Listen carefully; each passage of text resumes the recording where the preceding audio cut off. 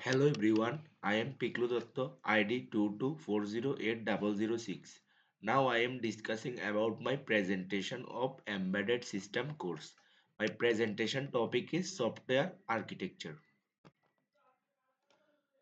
First, I am going to discuss about the round robin algorithm. It is widely used in operating system, also in embedded system. A round robin is a simple CPU scheduling algorithm where each task is assigned a fixed time slice in cyclic order. Actually, it is the flowchart of the round robin algorithm. We can see that it creates actually cycle where some condition are attached. Here from the flowchart picture, I have to discuss about the working principle of the round robin scheduling algorithm. First, tasks are placed in a ready queue. We know that queue is a data structure which follow the fast in, fast out technique. Second step is CPU select the first task. Each task get a fixed time quantum. Next step is tasks run until finish or time expires. If task is not completed, it goes back to the end of the queue. The process is continuous in a circular manner. That means in round robin flowchart we can see that it create a circular motion type flowchart. Next, I am going to discuss about the function queues scheduling architecture.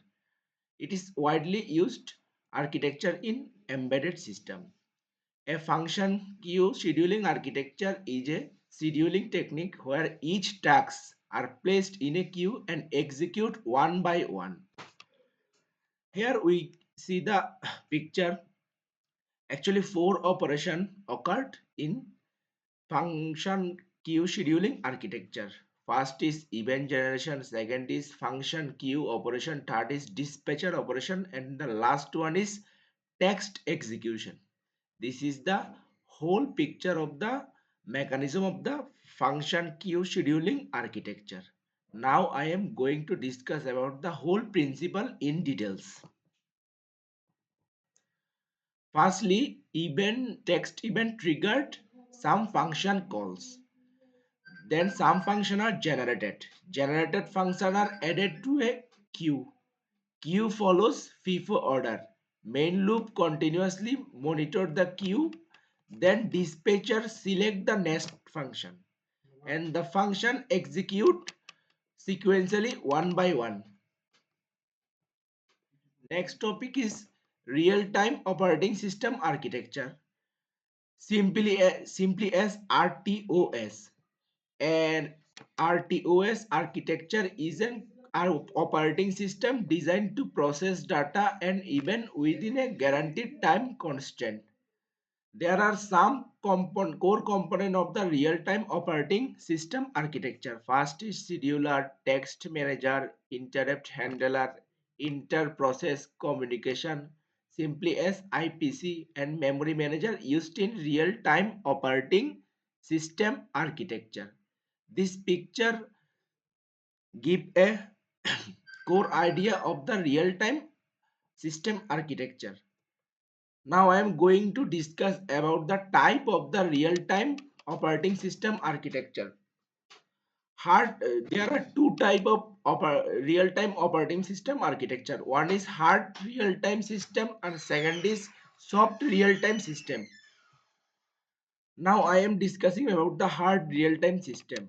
A system where tasks must meet strict deadline. Missing a deadline may cause system failure in the hard real-time system. The example of the hard real-time system is airbag control system in a car. Now I am going to discuss about the soft real-time system. It is one of the type of the real-time operating system architecture where deadline are important but occasionally delay is acceptable. The example of the soft real-time system is multimedia system, video streaming. Now I am going to discuss about the embedded program modeling.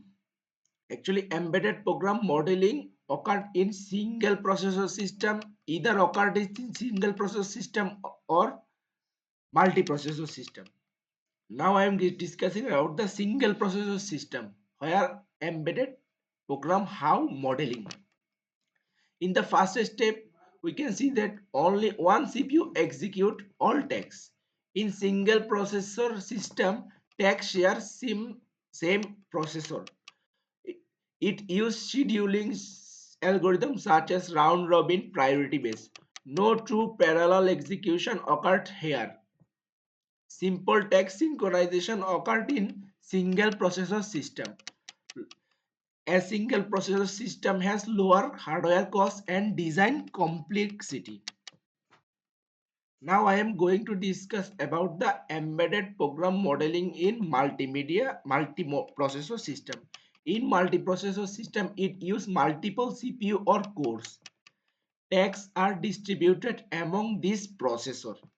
It supports parallel execution. Multiprocessor system requires synchronization between processors.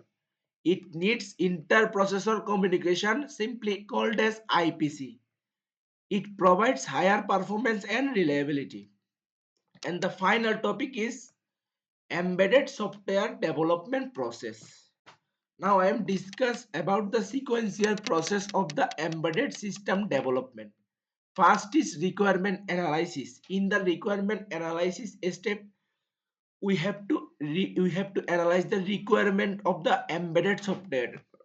Then the next step is system design. In the system design step, we design the core architecture of the embedded system.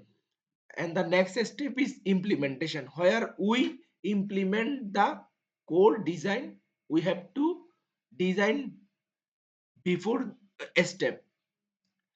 Next step is testing and debugging. Actually, after the implementation, we have to test the embedded software,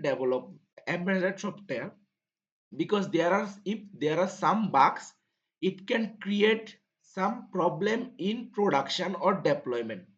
Next step is deployment. After testing to check all the function work well, then embedded software deploy in the cloud such as Microsoft Azure, etc. And the last is maintenance. We have to maintain the embedded system software. And this is my presentation. Thank you, sir.